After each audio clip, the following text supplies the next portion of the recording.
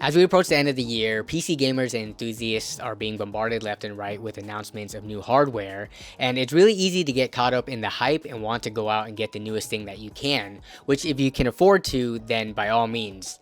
But the reality is not everyone can afford or even needs these new upcoming products. There's definitely an early adopters fee, which come in the form of buying things at their full price, requiring more expensive supporting components like new gen motherboards and DDR5 memory, and nobody is even releasing lower end options out of the gate. We're talking like the i3s and the Ryzen 3s, as well as lower to mid-range graphics cards. Those don't come out until even later. So if you have less money to spend and have already waited long enough, then you can rest easy because I'm here to remind you that current gen parts are still very relevant. They're more than capable and will continue to be long after the next gen stuff comes out. This is a $1,000 PC that you can build right now and still feel like you're getting a lot of value out of it. Don't have FOMO for the new products because those wouldn't even fit within a $1,000 budget to begin with. This can do a lot at its price point, including playing pretty much any game out there at both 1080 and 1440p, as well as recording and streaming if that's what you're interested in. So let's check it out after a quick word from the sponsor of this video, Micro Center, who I've actually teamed up with to create this build. Micro Center is hands down the best place to go for all your PC tech needs, whether it be the components for your next gaming PC, laptops, peripherals, you name it. Micro Center is your one-stop shop with a great selection of products, competitive prices, and second to none customer service. Right now, they're running a new customer special for $25 off select processors, which can be stacked with their ongoing $20 CPU motherboard bundle deal for even more savings. Check out the description of this video for more details. I'll have links for all the parts used in this build down in the description below, and even if you don't have a Micro Center local to you, this build should be very easy to replicate using other online retailers, which I'll also have links for. And with that said, let's get into the parts. Starting off, we have the CPU. I went with the Ryzen 5 5600 from Team Red, a 6-core 12-thread processor that packs a punch at a very affordable price of $150 to $160. This is one of the best value sub $200 processors available right now. As you see later on in the benchmarks, whether you're just gaming or want to take it a step further and add in recording and streaming, you'll be able to do it all easily with this. If you're a diehard Team Blue fan or for whatever reason just prefer Intel, then you'd be looking at the slightly more expensive i5-12400F as the closest equivalent. Both are great at their given prices, and I have no brand bias, but since I've done more builds with 12th gen Intel recently, I figured I'd balance it out and go Team Red this time around. AMD motherboards are a little bit cheaper than Intel boards, so that's one benefit from going AMD, but it all really depends on how strict or what size your budget is. If you're trying to shave the overall price of the build down, you can use this included stock cooler, which performs pretty good given that it costs you nothing extra. But for the low price of $20, you can grab an aftermarket cooler like this ID Cooling SC214XT for improvements to thermals, fan noise, and aesthetics. This did a great job at keeping the CPU at 55 degrees C or lower for all the benchmarks I threw at it. The motherboard I'm pairing with this is the B450 Aorus M. I decided to go with the older gen chipset because of both pricing and availability. This was one of the better value ones in stock at the time of me looking. To me, B450 boards are still very relevant. Gen 3 versus Gen 4 PCIe support is going to be the most notable differences between their feature sets, and for both the SSD and graphics card, the real world performance differences will be very minor. Now, if you're looking further ahead to the future and know for a fact that you either want or need PCIe Gen 4 support, you could definitely pick yourself up a B550 board for a little more. I'll have some alternatives linked down below, but the benchmarks shown later on in the video will be representative for both. Just be sure that if you do go for an older board, the BIOS has been updated to handle the processor you're pairing it with, which this one was. The graphics card in this build is the PowerColor Red Devil RX 6700 XT. Being an AMD card, this does synergize with the Ryzen 5600 in terms of smart access memory support, but that's not the main reason I chose this card. I chose it because AMD did a great job with their mid to upper mid-range 6000 series GPUs. Even so, a lot of gamers out there still favor Nvidia, claiming reasons such as better driver support, NVENC, and features like Shadowplay, not realizing that AMD has made great strides in recent years in all of these categories. I recently did a video surveying PC gamers about what they had in their systems, and the majority bias was towards Nvidia, most of the time citing reasons that just don't hold up well today given AMD's position. Definitely check that video out if you haven't seen it yet. The 6700 XT is what I personally use in my own system to game, stream, and to edit all the videos for this channel with, and I've had no problems at all. It's a very capable card and one of the best that you can fit within a $1,000 all new parts build. For memory, I went with 16GB of G.Skill Ripjaw's 3200 CL16. Nothing flashy here, very standard kit of memory. I went back and forth with whether or not I should go with 32GB since RAM continues to be super cheap, and this would give some headroom for when you're fully loading up the system with gaming, streaming, Discord, and tons of browser tabs open on the side. But ultimately, I decided that this is one of the areas I could cut back on to come in at that $1,000 price point. You really could go either way though, whether it be 16 or 32GB. I think both are equally viable and can make sense with this build. Storage wise, I went with the 1TB Western Digital Blue SN570. This is a value-oriented PCIe Gen 3 NVMe drive that's priced well given its speed and capacity and will offer good performance for the majority of users out there. As with most budget drives, this does lack DRAM, which will see it slow down during longer and larger write tasks. For example, a video editor transferring lots of video footage over, or a developer copying entire games libraries over.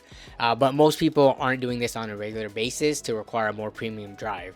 For the power supply, we've got the ASUS TUF 750 watt 80 plus bronze. This system isn't going to need 750 watts given the processor and graphics card chosen. We would have easily been fine with a 650 or even 600 watt power supply, but at the time I was looking, these were actually going for less than the 650 watt counterpart, so it was a no-brainer to get the higher wattage unit and extra headroom at a lower cost. More recently, I found that power supply prices in stock can be all over the place, but there's a lot of viable units out there, many which would work with this system just fine and are good quality, so I'll also have some of those linked down below as alternatives.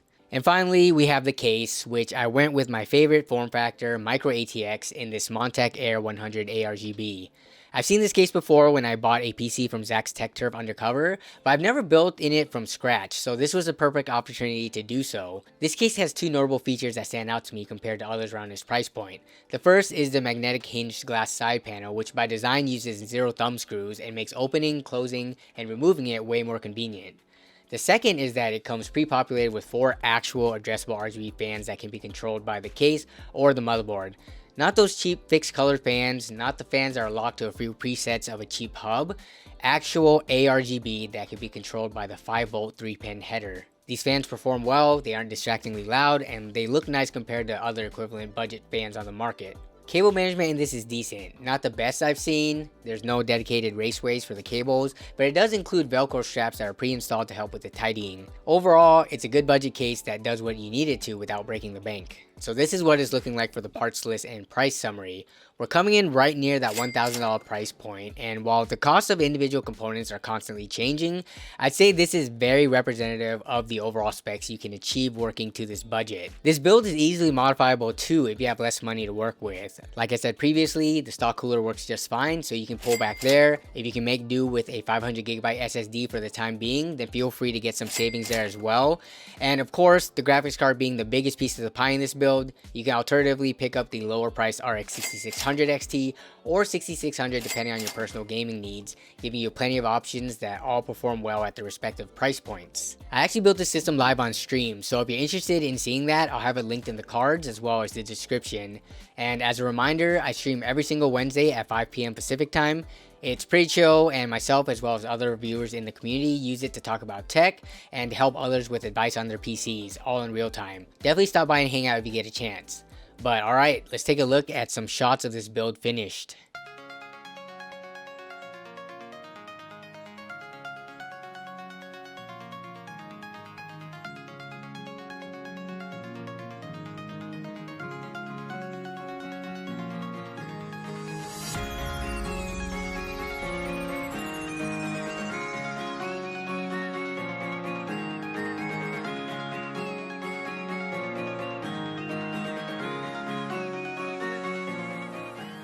Okay, now let's take a look at the performance. I didn't do anything fancy for overclocking. For the CPU, I simply enabled Precision Boost Overdrive in the BIOS without touching any of the curve optimizers or like any of the voltage offsets.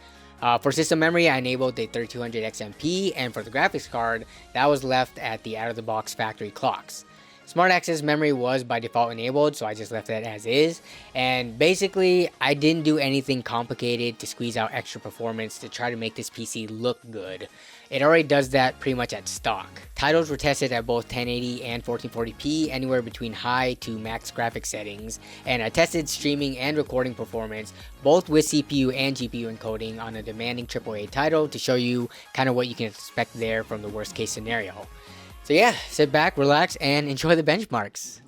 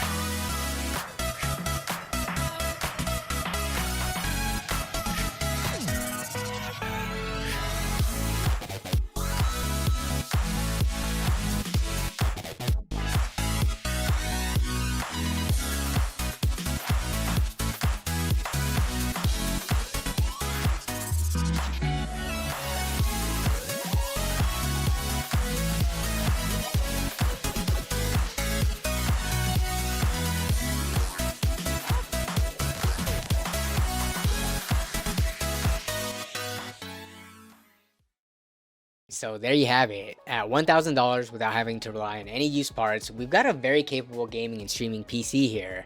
FPS was great and the temps were very tame. The CPU stayed below 60 degrees C the entire time and the graphics card never went above 70. Like I said at the beginning of this video, don't feel like you always have to buy the latest and greatest hardware.